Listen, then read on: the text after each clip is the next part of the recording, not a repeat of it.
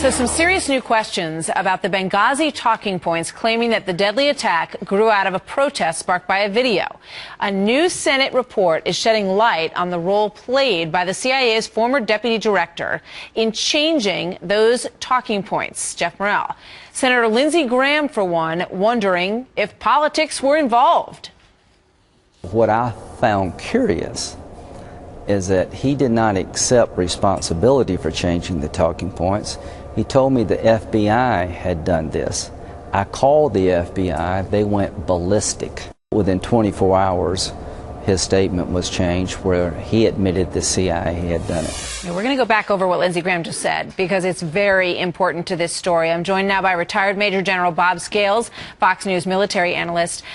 Good to have you here, General, as always. Hi, Martha. You know, so this man is becoming a central figure in this entire issue as to why the storyline appears to have changed and been modified throughout this. And just to go back, 4 days after the September 11th attack on our consulate, the CIA station chief, who is the top person on the ground, who knows the comings and goings, knows the groups involved, knows who the players on the ground were likely to have been, sent a memo saying, hello, this was not, underline, not a result of an escalation of protests. Right. That happened 4 days after.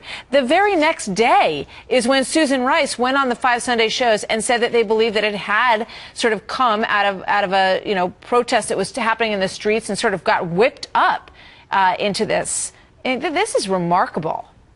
Oh boy, I'll say. And this Senate report just puts paid to any question about Mike Morell's role in cooking the books on talking points to both Susan Rice and to the administration. Remember, this narrative went on all the way to the 3rd week in November, for Pete's sake, where the administration blames the video on the riots. But beginning on the 12th, the day after the event, the station chief, and oh, by the way, Martha, remember, the station chief is the man on the ground. He's the guy with the knowledge. Sent a message to Mike Morell saying, no, I'm sorry, this was an Islamic terrorist event. And again on the 15th, he sent a very similar message saying the same thing. Yeah. And then, as you know, the next day, Morell wrote out about 50% of the talking points to make this whole event look as if it was spontaneous, caused by these videos. Yeah. Mike Morell, apparently the word Islamic was cut out of the report. Right. The word demonstrations stayed in this report. And another, surprising thing, and let's just remind everybody, so Mike Morell was the acting chief, the deputy at the CIA. So the CIA station chief, they're supposed to be on the same team. And he's getting his stuff from the guy who's on the ground, and he's saying, look, I just want to give you a heads up. This was absolutely not a result of protests. So then you have the Susan Rice appearances on the Sunday right. shows. Then they have to basically try to make peace with a number of senators. So Susan Rice, as we all remember, goes to the meeting with Lindsey Graham and John McCain and also Kelly Ayotte to say, look, let's talk about what happened here. Let's try to mend fences. And they say they were very surprised that when Susan Rice came to see them, Mike Morell was with her. Right. He wasn't. They didn't know he was coming. Well, what does that say to you?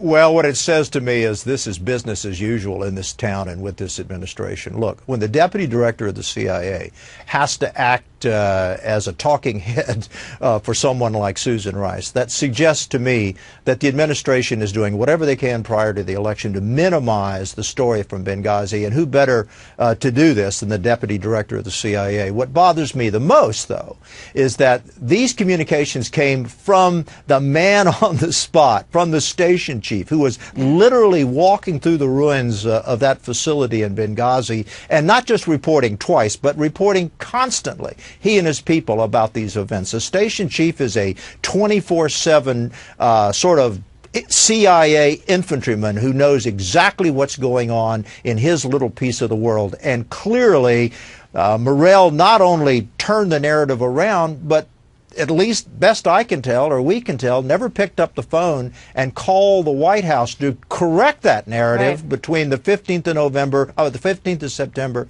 and the 20th of November. And not only that, he told them in the meeting, the senators, as we just heard Lindsey Graham say, he said, oh, the FBI made those changes, and they called the FBI and they said, what? We didn't make those changes. those changes they believed were made by him. So this is, you know, a very interesting tale and part of this. And now he's involved in politics. He says he wants to advise politicians and perhaps Hillary Clinton. So we'll see where this all goes to. We're going to stay on it. General, thank you very much. Good to have you here today. Thanks, Martha.